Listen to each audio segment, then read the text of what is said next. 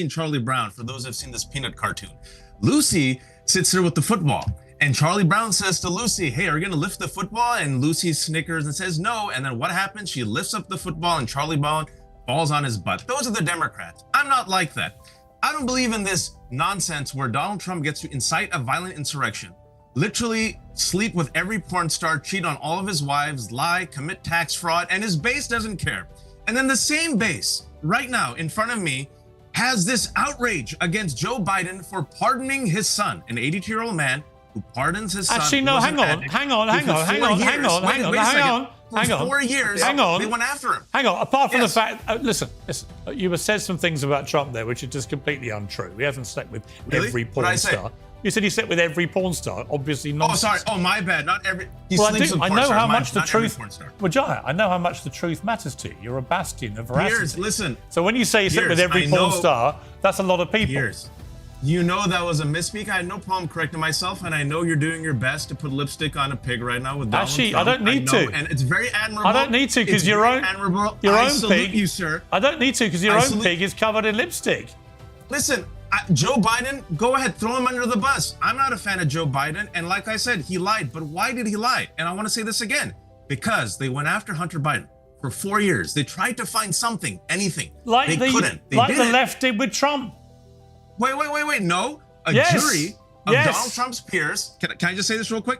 A jury of Donald Trump's peers, not Joe Biden, not the AG, a jury of his peers, human beings, people, average Joes in New York, found him guilty. In New York. Found him guilty for the hush money scandal. In New York. Donald Trump himself. Yeah, a trumped-up pathetic case that should never have gone to court, in which a former American president was dragged through a criminal court over shuffling paperwork over an alleged one-night stand 18 years ago, which he, by the way, has continued to deny. The idea that that was good for America or American democracy is for the birds. It was a total disgrace that ever went to court. I'll say one thing, and only one thing.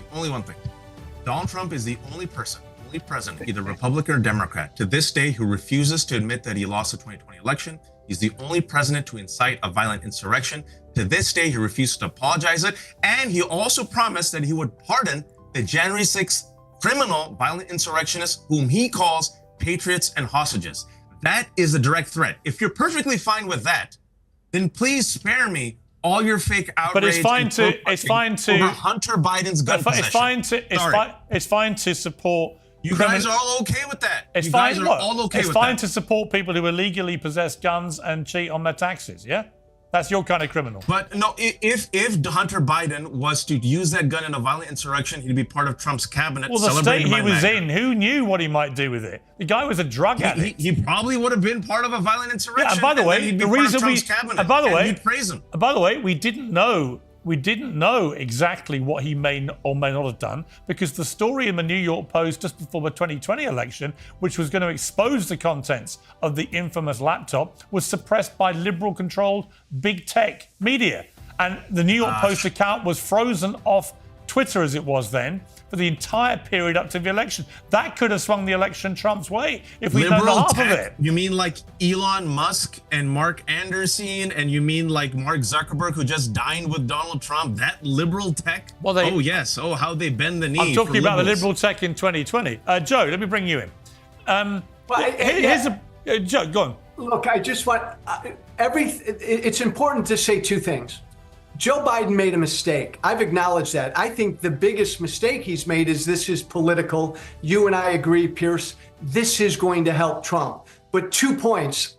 I'm sorry, respectfully, to my two Trump supporting folks on the panel. Don't ever say that MAGA doesn't have a problem with or has a problem with deception and lying. Come on now.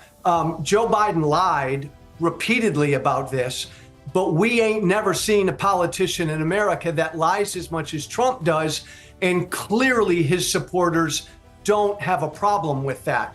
Let's not, Pierce, excuse Biden made a mistake, but Donald Trump, regardless of what Biden did last night, Donald Trump's going to do some scary stuff for 4 years. Who made a mistake? Joe Biden made a huge mistake in pardoning his son. It's not a mistake, is it? Not a mistake. It is not a it's mistake. No. It's a wanton Piers. act of lying, shameless hypocrisy. He stared down the barrel of cameras for months, assuring the American people as they were trying to decide who to vote for, I will never pardon my son. Because you know why? Because nobody's above the law. And he wanted people to think about that when they were going to cast their vote. Piers, and it turned out the only I- person who's above the law is his family. Piers, And Donald I Trump. agree with every word you just said. When I say a mistake, I mean politically, it was a big mistake because it will only help Trump. Right. Okay. Let me bring back Grant. Grant, I mean, it seems to me, just when Trump didn't think his Thanksgiving could get any better, having just won the greatest comeback victory probably in political history, having survived 2 assassination attempts, having seen his rivals just collapse in the way that they did, and now he discovers that actually Joe Biden is exposed as someone who's prepared to brazenly lie to bail out his drug addict, gun-toting son. I mean, it's been an amazing period to be Donald Trump. Well, look, I mean, John Morgan said that he made a U-turn. These two guys are talking about he made a mistake. He didn't make a mistake. He lied to the American public. This is what they have been doing the entire time. How he was replaced was a lie. Kamala being a great candidate, a lie. They're going to win Iowa, a lie.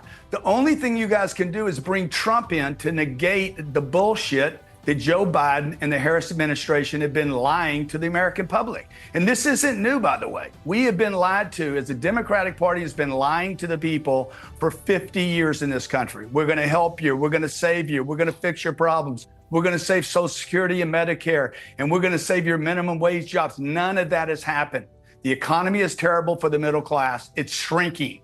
And this is why this election was won, okay? Because Donald Trump brings hope of economic turnaround. Call him whatever you want.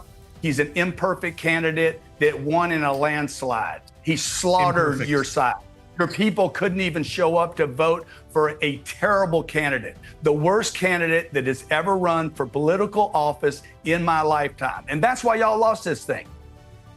Yeah. And you lied to the American public, and the American public knows you're lying now. Yeah. Caitlin, what advice do you have for Trump? He's obviously got this dramatically different kind of cabinet lined up.